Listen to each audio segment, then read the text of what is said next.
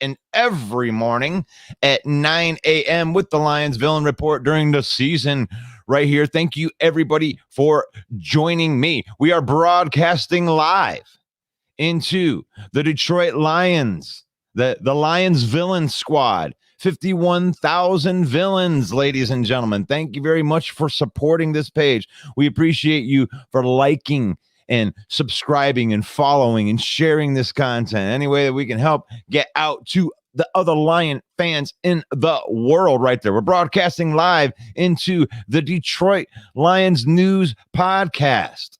Thank you to Joe Chapp. Thank you to the boys over at Detroit Lions News Podcast, putting out good content all of the time. And we have a brand new relationship with Joe Chapp's YouTube page. We are now broadcasting live into the JC Sports YouTube page right now. It's a great partnership that we're going to be doing right here. Thank you very much to Joe Chapp, JC Sports, for letting us be part of that organization. Yeah, training camp. Training camp is here. We have official football stuff to talk about. Let's say hello to everybody that is out there right here and right now. What is the number one training camp storyline that we have going on right here? And I'm having a hard time. I had two different things that came out yesterday that were really, really awesome to me. And one of them being the reports about Jameson Williams. They said that Jameson Williams, and this is multiple reports. This is Amon-Ra St. Brown. This is the coaching staff have noticed a difference in Jameson Williams. He looks more like the end of the year version last year. Had a very, very slow start. There's a lot of people out there that called him a bust already. And I'm going to have Main Event Mike on here in a little bit. And we're going to talk about this a little bit. And we were calling him a bust. We were calling him a bust already because he hasn't done anything yet. You look at the first 3 years, and I do not believe in busts in the first 3 years. Like, I don't believe that you can be a bust and then not be a bust. 1 second. Hold on 1 second, folks. Let me see if I flip this.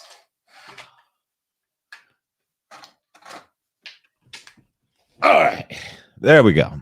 That should help.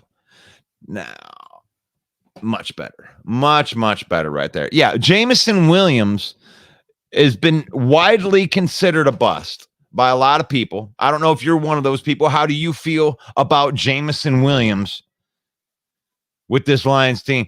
He came in looking fast. He caught 2 touchdown passes in the training camp. I don't want to overstate any of this stuff, but Jameson Williams looked leaner.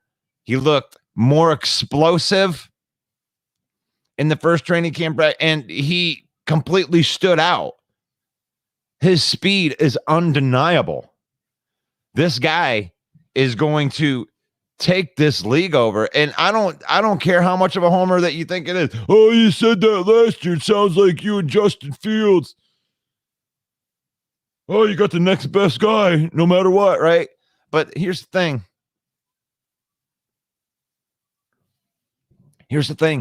Is he's got speed. You can't teach speed. You can't teach speed. Let me know if you're out there. Let me know if you're out there. Throw questions, comments, concerns into the comments. Let me know how you're feeling out there. Let me know how you are doing out there. Lions training camp. And one of the other things that has been happening at Lions training camp, the other big storyline to me is Emmanuel Moseley. Emmanuel Moseley is back. Who thought that Emmanuel Moseley was going to be back? Emmanuel Moseley, the guy last year You know how Brad Holmes loves to bring in these guys that are, injury concerns. You brought in Davenport. You drafted Jamison Williams with an injury.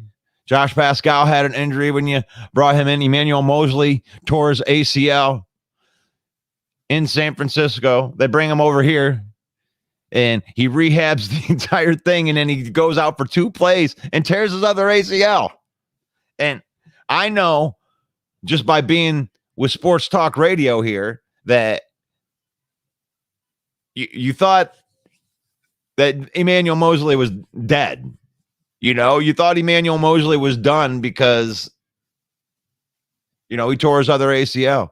We re-signed him. We haven't even really been talking about Emmanuel Mosley all that much, as the people that came in. Last year, the Lions were 29th in the league with their secondary. And I stated on here yesterday, and many times before, since they've had this offseason, that the Lions completely overhauled that secondary.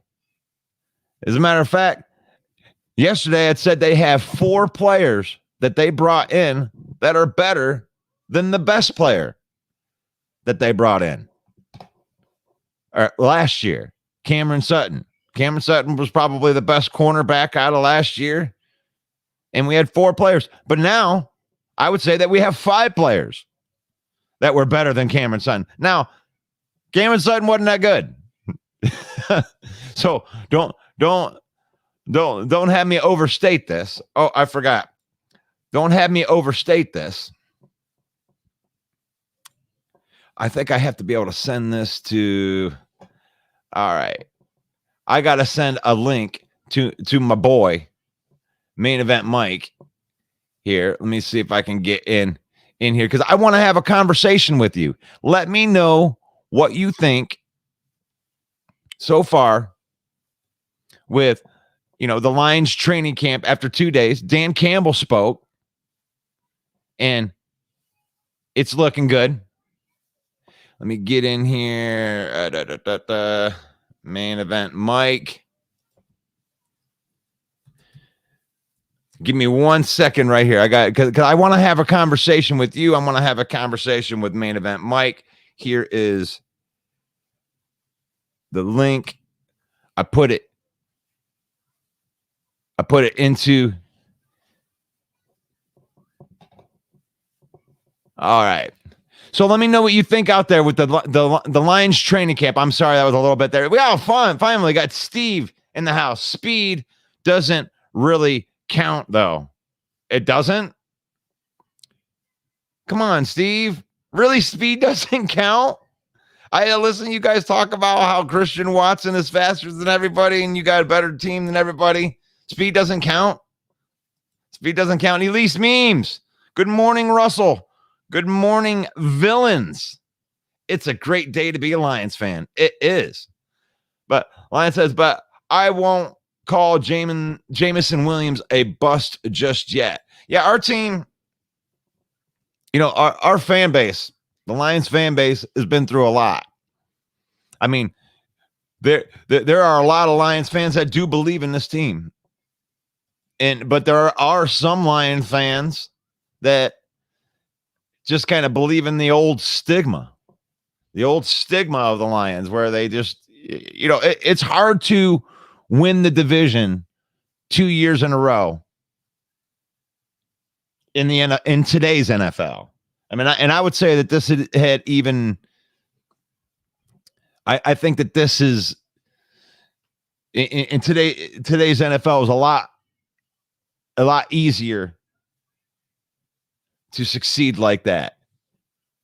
To succeed like that. And Jamison Williams, I don't want to call him a bust yet, but there's a lot of Lions fans that they just kind of believe in the bad things going to happen. Like, that Charlie Brown is going to try to kick that ball and Lucy's going to pull the ball out from underneath him and he's going to fall on his ass.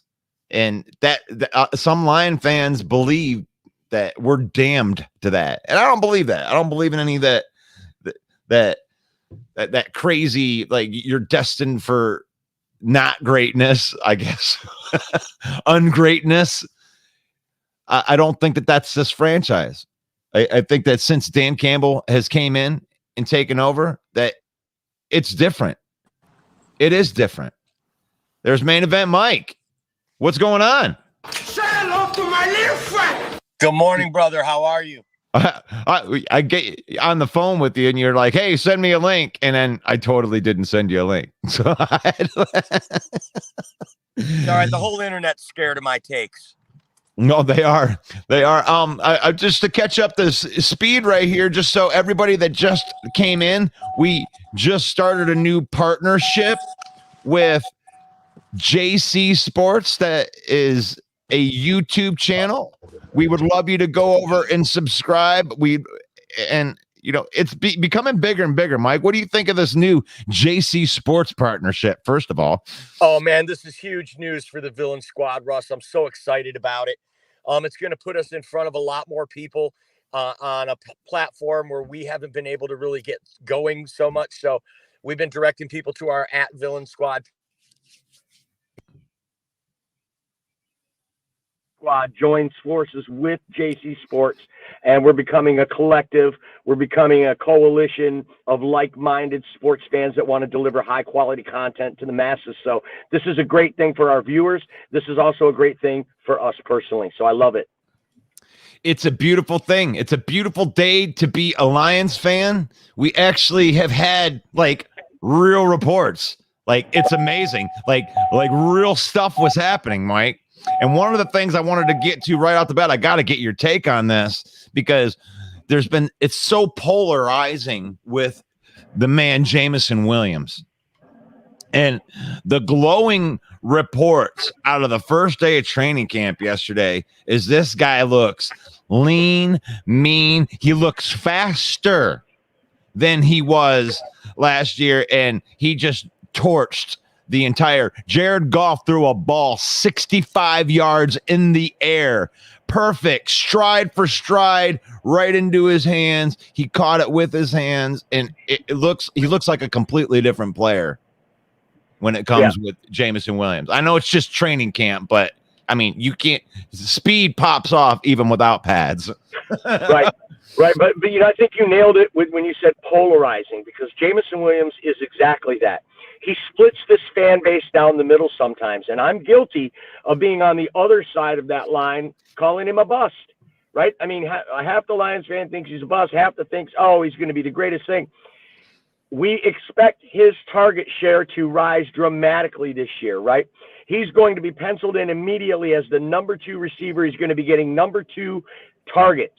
What he does with those targets, no matter what he does with those targets, it still may not help him shed that bust moniker, and that's because he was drafted as the 12th overall player in the draft. When you go number 12 in the draft, you need to be putting up number 1 receiver numbers, okay? The Lions hit in the 4th round with an all-pro number 1 receiver in Amon-Ra St. Brown. I don't think even Brad Holmes saw that coming. So when they had they known what Amon-Ra was going to be, would you even have drafted Jameson Williams 12th overall? I don't think so. So no matter what he does with those number 2 target shares, it's never going to live up to that draft position. But I'm so excited. I think he's going to blow up this year. I think he is going to be amazing this year. He's going to be what he always was supposed to be. But I just don't think, and then if that happens, the Lions are in a quandary because you can't pay him. If he performs like a number 1, you don't have enough money to pay another max contract on your team like that for another receiver. So I think the better that he does is going to be obviously better for us for the season, but it's also going to be better for us in trade value, what we can get back for Jameson Williams. So I'm excited to see what he does. I'm excited about the reports out of training. Double start to his career. He's such a nice young man. His talent level's off the charts when you look at the speed and the moves. Veterans like Carlton Davis come in and they rave about how he is coming off the line. So it's going to be awesome if he does produce. even 3/4 of his potential, we're going to be looking at 2 stud receivers on the outside for the Lions. Right. And I love how you brought up right there. This is a good problem that you're going to be talking about right here, because let's put it this way. If Jameson Williams puts up number 1 wide receiver, we're hoisting the Lombardi. It's a done deal. There is nothing that is going to stop this team if Jameson Williams puts up number 1 wide receiver money. Or why he'll get that money. He'll get number 1 wide receiver money. Might not be here, but he hasn't had a good start to his career, but he was drafted with the ACL injury, and he was pretty much a non-factor. Even the first year when he did come back, they were just having him out there blocking. They didn't involve him as much. He still scored like 4 touchdowns, on like 9 carries. But the second year, starting out with the gambling and all that stuff, and when he started out with the gambling, this regime don't care where you were drafted, right? Josh Reynolds was in there. He was repping as the number 3 guy, never lost the job. That's the important thing. Jameson Williams didn't come in and take that job, but he wasn't getting reps. He wasn't in practicing as the number 3. They were using him as a gadget player last year until like the last maybe 3 or 4 weeks into the playoffs. They started upticking his targets to where he actually had 10 plus targets. It's a done deal when they get out here and they don't have those 46 targets for Josh Reynolds and they're all going to Jameson Williams. He didn't do anything to be a bust other than mess up stuff off of the field. It's not the on the field stuff.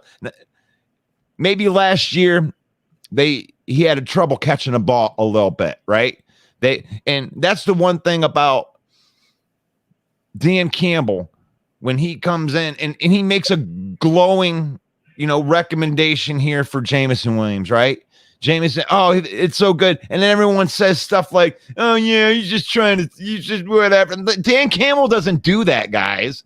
Dan Campbell doesn't come out and say, oh, Jameson Williams is doing good. I'm just going to tell him that because I want to fill up his head with his ego so he can feel good about himself. They don't do that here.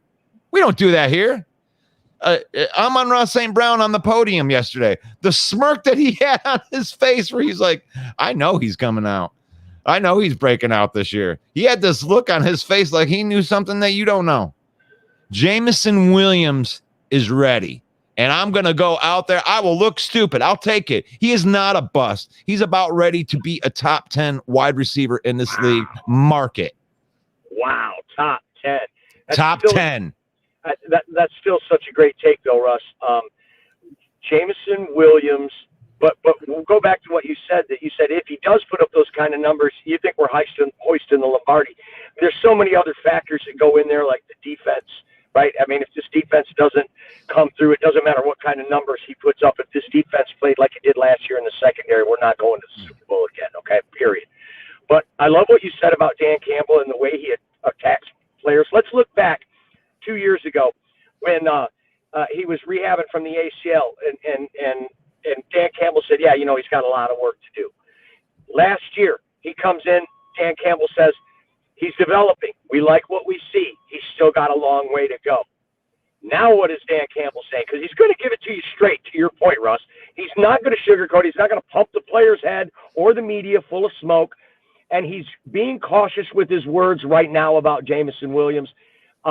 But to me, that's still optimistic because he's not saying the things that he said the last 2 years. Got a long way to go. He's still developing. We are not hearing that. And to me, that's a positive. Yeah, he also said last year that Jameson Williams would never have like elite hands or anything like that. That his abilities came in a different spot. And I think those type of comments They cut a little bit. And, he went in and put the work in. The thing is like he doesn't get better during this off season without saying, okay, I got to go get my shit together. I got to go and, run routes and get better at my craft or I'm not going to make it.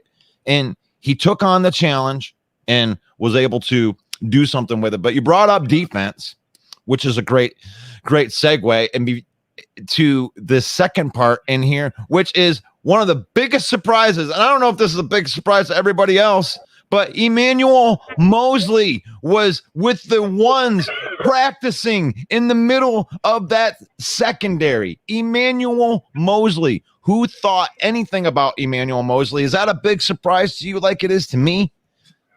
It's a surprise to me that he's playing with the ones, but then it's not because it's training camp and they can move guys in and out and see how they perform. But it's certainly encouraging. He's not even a guy that we mention when we talk about this revamped secondary. 2 ACLs in 2 years. They say your ACL is stronger after it's repaired. This guy's got 2 bionic knees now. So that talent level when we acquired him, he was actually a steal for what we got him for. And now he's an even bigger steal as we've signed him to these 1-year deals, team-friendly deals. If he turns out to be 3/4 of the production that he had when he was with San Francisco, we're going to be sitting pretty in the cornerback room having this guy. And he could be the starter opposite Carlton Davis.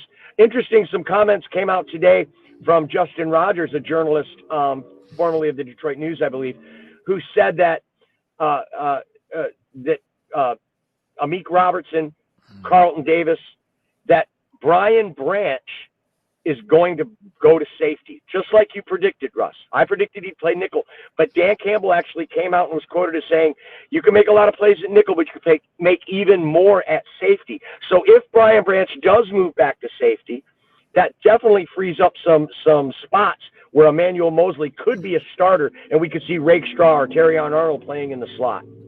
I love it because the way that we've been talking about Emmanuel Mosley, and I know I just brought this up earlier before you came in, but 4 players. I believe that the Lions had brought in 4 players, 4 cornerbacks, 4 secondary pieces that were all better than the best piece that we had last year. And now with this news of, I didn't think Emmanuel Mosley was even going to be ready for the season. I thought it was going to be like another third, fourth week into this, and he's practicing fully healthy.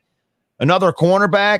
That makes it 5 cornerbacks that they brought in that are all better than the best cornerback in Cameron Sutton, Jerry Jacobs, Will Harris. I don't know if you think any of those guys are better, but I think you're crazy if you think any of those guys are better than the guys that we have now.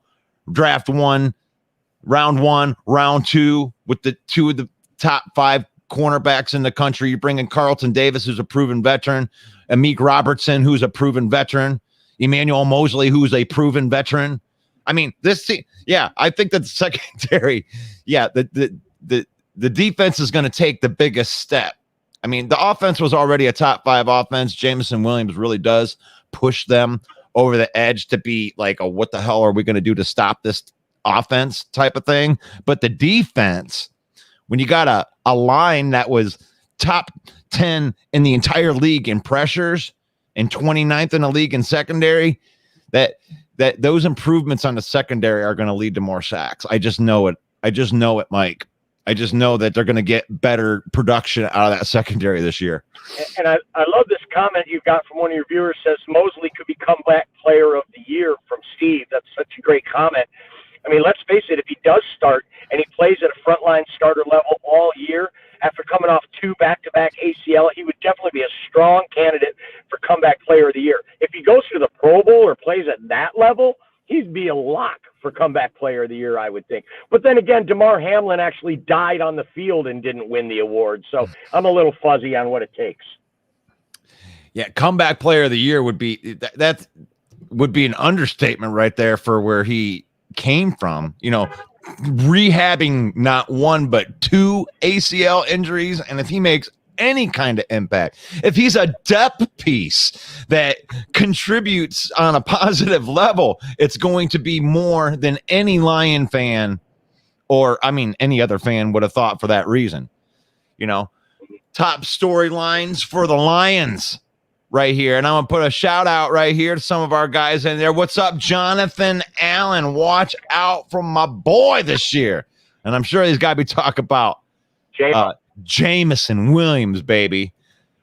Davey says, one pride, go Lions. It takes more grit. Yes, Davey.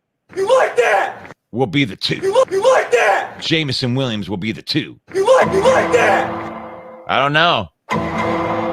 The look on Amon-Ra St. Brown's face when he was talking about Jameson Williams was like, look, Like, there's no number one, number two wide receivers here. He drops back and they have plays, right? And they use each other to, sometimes Sam Laporta is the number one wide receiver. It just depends how they're going to. It just adds another dimension. Hey, we're just going to add a guy that's the fastest guy in the field. No big deal, right? Right. And with every game that passes and every season that passes, it becomes more and more clear that Amon-Ra St. Brown is one of one. Okay? Tyreek Hill might be faster. Devontae Adams might get off the line better. All of these guys might have a skill set that's a little better than Amon-Ra, but when you put them all together and you add in the blocking and the grit and the toughness and all of that thing and the locker room presence, Amon-Ra is one of one. And if Jameson Williams can become that guy he was drafted to be, to take the top off the defense, like you said, Russ, we're going to be really hard to stop. There may be better trios around the league. You can look around maybe Chicago, Miami, and see three wide receivers in a room that, in a PFF sense, they might outpace the Lions. But for this team, for this coaching staff and this quarterback, I think we got the right guys in line. For sure. Let's see what else we got in here with these comments. Joseph, hey guys, cool up on the lake, but hot at training camp. Yeah, that's the good thing about summertime, baby. Those guys are out there putting their bodies on the line during the middle of the summer while we can sit out there sipping our margaritas and enjoying the summertime. And I hope that you guys are doing that out there. Joseph also says, I thought of him because he wasn't on the PUP list. That was something I didn't even really think about. Like, he wasn't on the PUP list, so why wouldn't he have practiced, right? Emmanuel Mosley, I think, is what you're talking about. Let's see. Steve, a different Steve. This isn't Steve is real. This is a different Steve right here. Mosley, comeback player of the year. I think that you brought that one up already, right? Amon-Ra St. Brown, one of the best players in the league, regardless of position. For sure. Let's stick on that one for a little bit, because I brought something up to you the other day, and it's like, what is Amon-Ra St. Brown? Like, he's the best wide receiver in the league, right? Whatever. But why?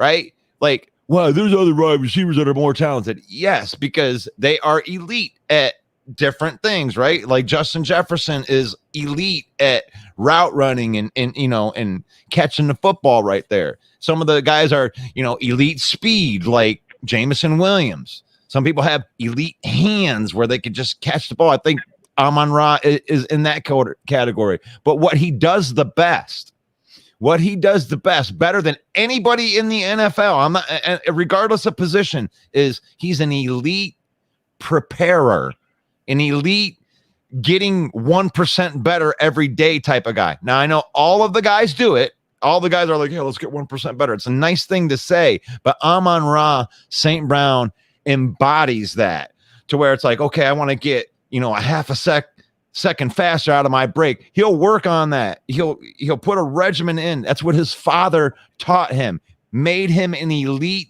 preparer for whatever he's going to do.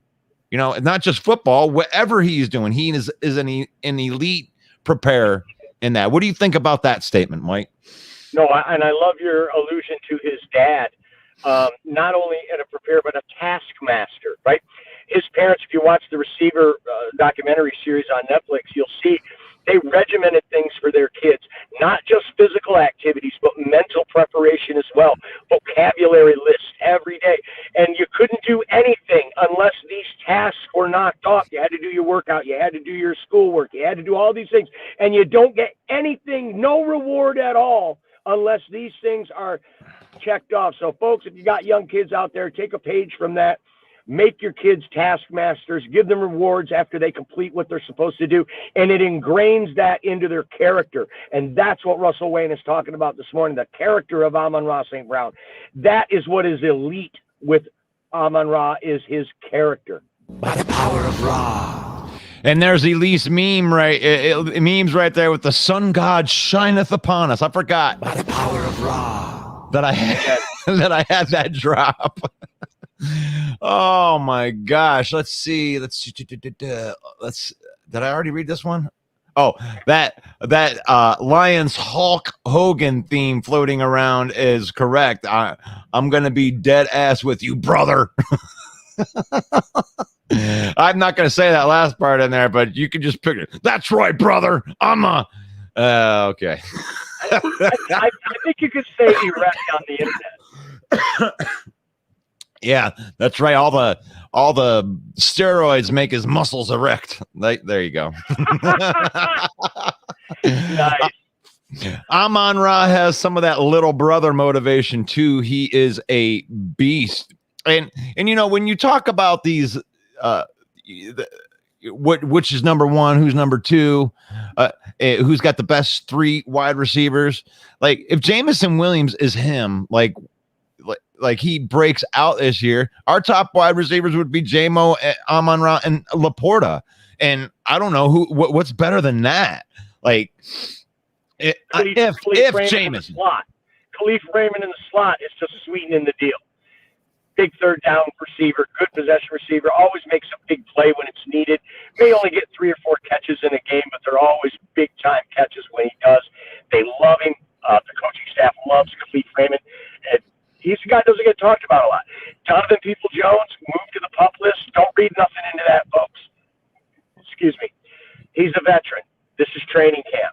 Oh, I think I got a little cramp here. Oh, I go, let's put you on. What that does is creates a roster spot for other people. You can only have 90.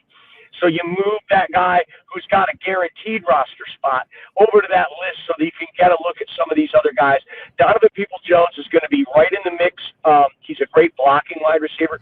So you're looking at 4 super solid wide receivers, with one of those being an all-pro and Amon Ra. So I think we're in great shape. And Sam Laporta, yeah, he's a tight end, but like you said, Russ, he's going to be the number 2 option in a lot of scenarios. But you see it more and more every year, teams playing 12 personnel, 2 tight ends. They re-signed Brock Wright. They matched the offer from San Francisco to keep him. So, I mean, this offensively, this team's set up, no worries there. Yeah, stacked from top to bottom, even in the depth. I've never even seen a Lions team like that. They're gonna release players that are gonna start on other teams. It's amazing to me with that. I wanted to put a shout out to your show. We're doing the top 11 lists. Our top 11 lists are coming to an end. This is going to be the last installment for this off season for our top 11's lists. Are we going to do defensive ends? Edge rusher. We got offensive line and edge rusher left, right? Oh, shoot. Okay, I guess maybe we have 2 weeks left. Right, yeah, 2 weeks left, yep. Oh, okay. So we saved the big men for later. I forgot that we didn't. I think that we did a version of the offensive line at the beginning. That's what's confusing me. And maybe I put that, but we did the interior defensive lineman. We have not done the pass rushers yet. Mike is correct on that. Thank you for correcting me. But this week we got the top 11 offensive line rooms. That's on Mike's show, the Main Event Football Show, airing every Monday night at 7 p.m. live. And we're also going to be here on JC Sports also with that as well. And I like doing these lists. It gives us something fun to do during the off season while all the other content creators are scrambling around.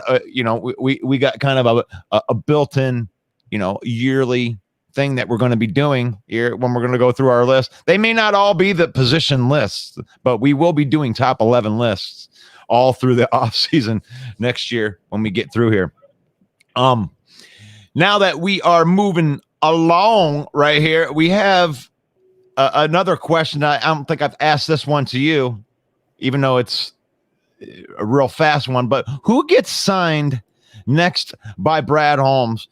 I really had it narrowed down just to the 5 guys that, you got your 2021 draft, unsigned draft picks like Derek Barnes, Ifeatu Melifonwu, and Ali McNeil. Those are the 2021 guys. I mean, you could throw Levi into that, but I don't think that you're really thinking of him as a high-end guy, talking starter type of dudes that you want to re-sign. And then Taylor Decker is on that list. He's in the last year of his deal. Who do you think that Brad Holmes is going to target and sign next with some of that money? Well, I think that one of those 4 guys is going to get signed before the season starts. I think we're 30 million over the cap. We're looking pretty good. There aren't a lot of free agents that we out there that we could plug in as a starter right now. I think Brad Holmes is going to try to get slick, take one of these guys and restructure them now. One of those four that you said, actually. Taylor Decker seems like the obvious choice to give him some because he's coming on the end of his deal now. He is 31 years old. But I think they take some of this cap money they have now and do a restructure either for Aleem McNeil or Taylor Decker to extend them at least a couple more years before they hit that max value. After this season, folks, Aleem McNeil with DJ Reader next to him now, he's going to be commanding top defensive tackle money next year. If we can get a 2-year extension now, done with him now to avoid that and keep him in-house, that's going to be good for him and for us because he's going to get some money right now. So obviously everybody likes their money now, but you'd be foregoing, and it's also would be a risk for Aleem to hit the market. You don't know what's going to happen with injury or if the market's going to take a turn down. So it would behoove him to also get something done. So I think it's either Aleem McNeil or it's Taylor Decker. The other guys you mentioned, I think we can lose. Ife Melifonwu came on. If we can't afford to pay him, I think we're all right. We're deep in safety. I think if Derek Barnes leaves, that's okay too, because we run a 4-2-5. We have plenty of linebackers that are capable. So to answer your question, for me, it's Taylor Decker or Aleem McNeil, and I think one of those guys gets signed before the season begins. I love that take, Mike. You like that? That's good. And we're in lockstep right there. We agree right there that Derek Barnes and Ifeatu Melifonwu, it's like we can play the compensatory draft pick game with those guys because we're not going to be replacing those guys in free agency. So I'm sure that we'll get awarded the picks if they were to leave. And I'm looking at over the cap right now, and the one that makes the most sense, obviously, is Taylor Decker because he's got a $12 million base salary and a $19 million cap hit. So actually, if they extended Taylor Decker, they could probably free up enough money with his extension that we would still have $34 million after re-signing Aleem. Yeah, I love that call. I think that's exactly the way that they're going to do it, Mike. That's the way that they've been. They want to keep the band together. That is so big. This is a team that reminds me more of the 1970s Pittsburgh Steelers more and more because of the way that they're built. That team was so good because nobody wanted to leave. You know, they kept that whole team together for like 5 years. I mean, minus a player here and there. That's what you're seeing here because this team that is right now that we're so happy about, the only thing that's going to happen between this year and next year, especially if they sign those two guys, is it's just going to be the next year. It's going to be all the same guys next year. So if they win the Super Bowl this year, then there's a good chance that they would be the front runners to win the Super Bowl after that. And it's just going to be good for the next few years. It's a good time to be a Lions fan. They're built for the next 3 years. That window is wide open to win a Super Bowl. And I love your comparison to the great Steelers teams of the 70s. I think you missed a little bit. You said 5 years. Hell, those guys, the core of that team was together for over 10 years. And a big part of that was Rooney, the owner. They loved the guy they work for.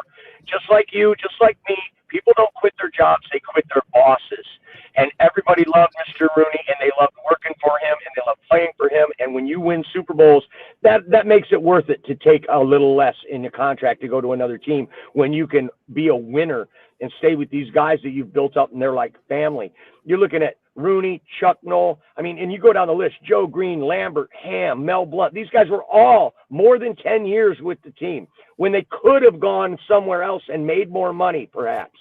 But they chose to stay there because of the culture that was built there. And I think that's exactly what the Lions are building here. And I love your analogy there.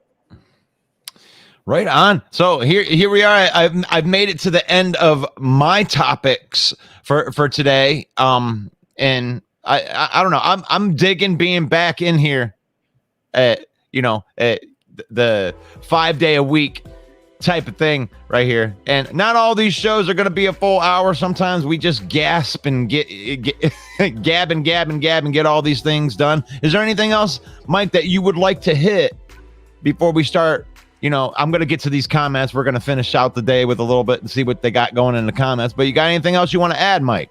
I do. I want to make a bold prediction right here on the Villain Squad report. I believe that the Detroit Lions are going to sign a veteran quarterback for a backup.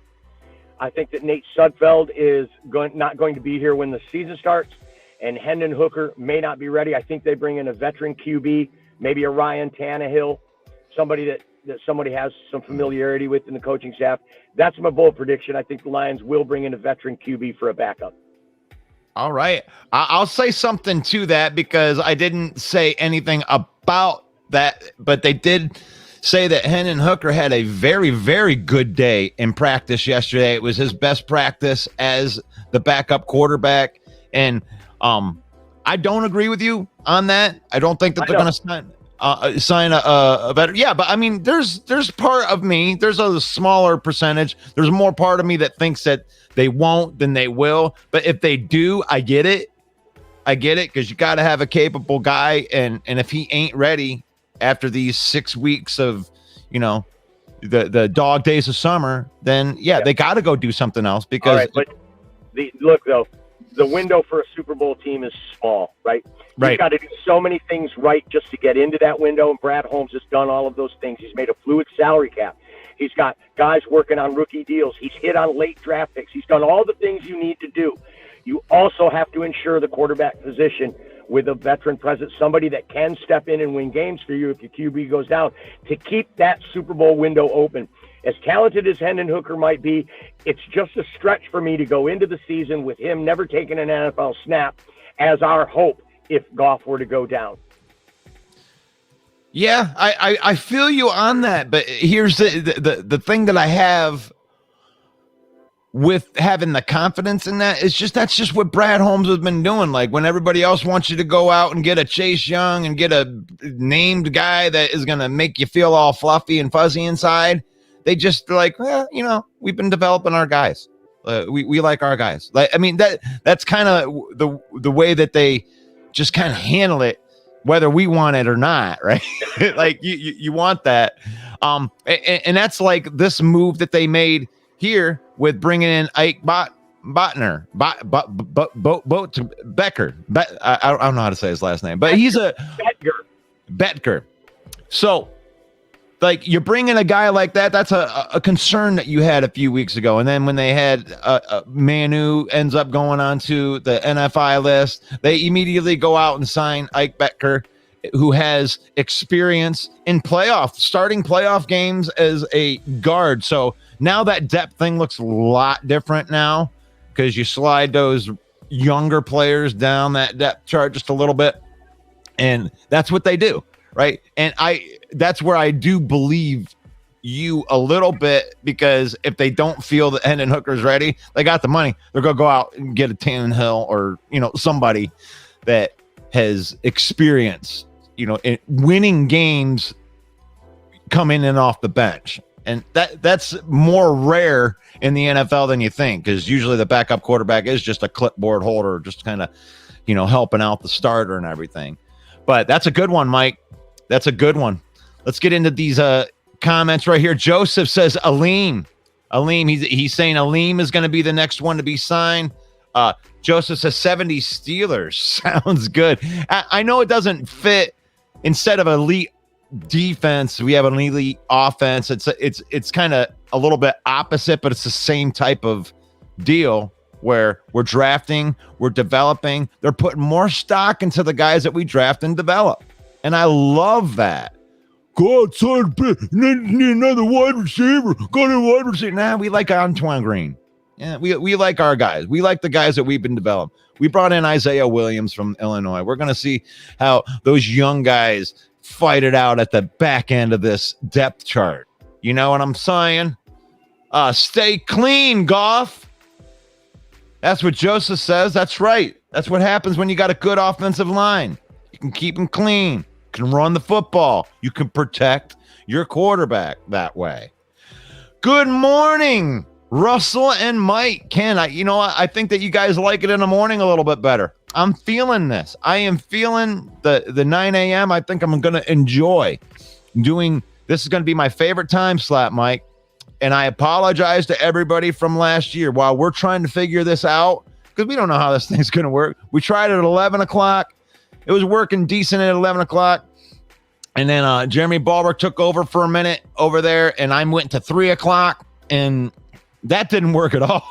That was really bad for everybody. I thought we'd get our West Coast people, but now after this off season is over, we figure we try the morning, and this is already feeling really, really good in the morning. I would love to drink some coffee, some energy drinks with you each and every morning during this full season, talking Lions football, and appreciate that. And Steve, our resident Packer fan, says, we're going to sack Goff. This new defense is coming, and not with Joe Barry. So be afraid, Goff. Be very afraid. We're not. We're going to bite a kneecap off. We're not afraid. We're not afraid. You don't have enough horses to get by Penei Sewell, Frank Ragnow, and Taylor Decker. Don't fool yourself into thinking this joke of a defensive coordinator that you brought in, who is Matt LaFleur's buddy, is going to make your defense better than Joe Barry made that defense. I'm sorry, but you played your hand. Don't forget, Russ. Their new running back did have 836 yards last year. Yeah, they let a perfectly good, scary running back go for, 3.5 yards a carry. Josh Jacobs, who has stone hands and can't catch the football. Oh, got to make fun of you, Steve. I love you, man. I love that you come on here. You are the best sport in the world coming onto a Lions show. You have more courage than most Packer fans. Big respect. Ken Fisher says, join late. My concern is still the constant pressure on their quarterback to help to help our DBs. That works hand in hand, though, Ken. We were talking about that. Our team on that defensive line was in the top 10 in the NFL in pressures. They couldn't get to the quarterback. Why? Because we had a Swiss cheese secondary that would leave guys open. They did not cover long enough. Now, there is a balance. You can have really good quarterbacks, but they can't cover out there for 25 seconds. But this cornerback room is going to give this defensive line at least a few more seconds to be able to finish that job. The sack numbers are going to go up, Ken. I really do believe that. I'm standing on that. It's the 25th of July. So, I'll eat my crow. I eat crow better than anybody else when I'm wrong, but I'm not wrong very much. All right. Ken says that the DBs. Joseph says Brad zigs when everyone else zags. A boxer with a good jab keeps you off balance. Guy has put on a clinic. That's right, Joseph. Brad Holmes was out here playing chess while y'all playing checkers.